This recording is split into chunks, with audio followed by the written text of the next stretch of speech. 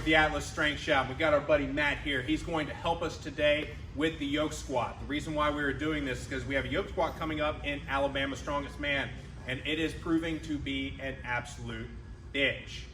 Now, I've seen a lot of people ask questions about this event in a lot of various strongman groups, starting strongman, some more local groups. So we want to go ahead and show you what we've been doing to make sure we are ready whenever we go to Gulf Shores in August and any other competitions that may come up with the yoke squat in it. So stay tuned and we'll show you how it goes. Okay, so while we're off camera, we got the bar set to the right height, and as you can see, it is ridiculously low. When you're training this event, obviously you're going to have different yokes than we do.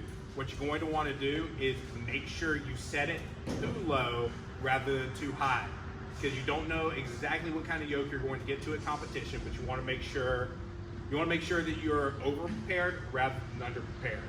So we have 2 pads sitting right here because it was dictated that that's how it's going to start in the competition that we are competing in August. So the athlete is going to start from the pads, Matt. And if you'll notice, his hip crease is below the knee, just like powerlifting standards. That is the standard for this event for Alabama's Strongest Man in 2022. So the athlete's going to pull himself under. He's going to make sure he's in a good position. Everything is centered. The weight is directly above the midfoot. He's going to take his belly breath. And then he's going to squat when ready. Some things to notice. Notice at the top, because there is so much weight above you, the entire apparatus, it rocks back just a little bit. This may or may not be the case for your yoke, and it may not be the case for the yoke you use in competition. You go ahead and set it down, Matt.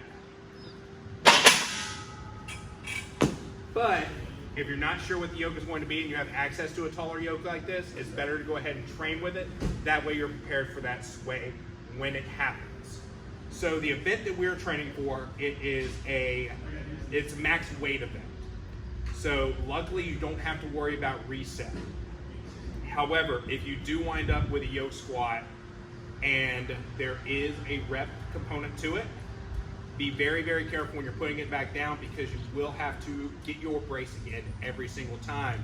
And as you saw with that rocking component, when you come down, if you're not careful, that yoke's not going to wind up in the same spot that you picked it up from. You think of anything else we need to add, Matt? No, I think that about covers it. Okay, you've been doing this event a lot. You got any tips or tricks?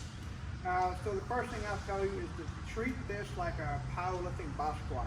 Make sure your shins are parallel with the frame of the yoke, and the key to this is to commit. The hardest part of this lift will be to break the weight off the ground. So if you can commit to breaking the weight off the ground with all of your intensity that you have, then as you squat up, the weight will become more manageable. So commit to breaking off the ground first. Another thing to keep in mind, a lot of athletes aren't going to have access to a yoke whenever they're training this event for a competition.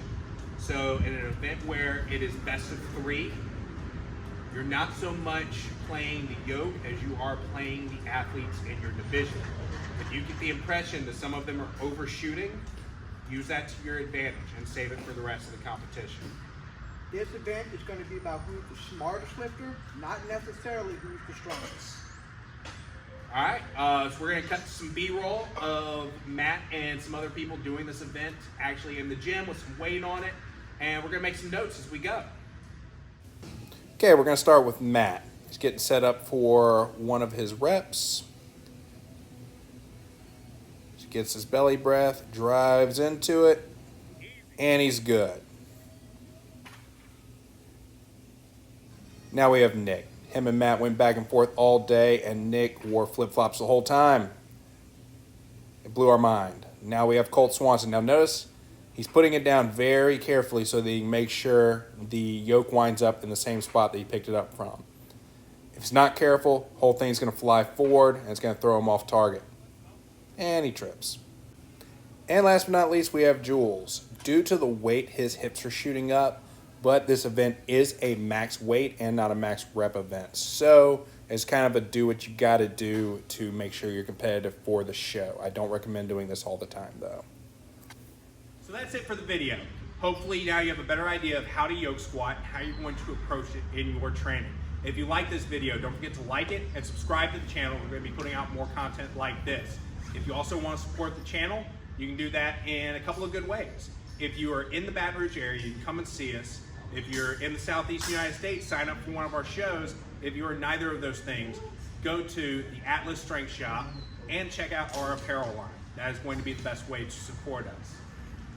People seem to like this one. I like it. Hopefully you like it too. So until next time, we'll see you. See ya.